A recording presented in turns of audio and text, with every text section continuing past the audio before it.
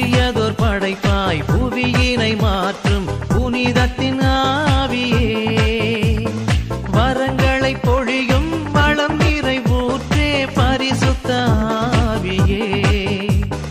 புதியதோர் படைப்பாய் புவியினை மாற்றும் புனிதத்தின் ஆவியே, வரங்களை பொழியும் வளம் நிறைவூற்றே பரிசுத்த ஆவியே. மண்ணின் முகத்தை புதுப்பிக்க வருவே, இறை மகிழ்ச்சியை நிரப்பிட வருவே.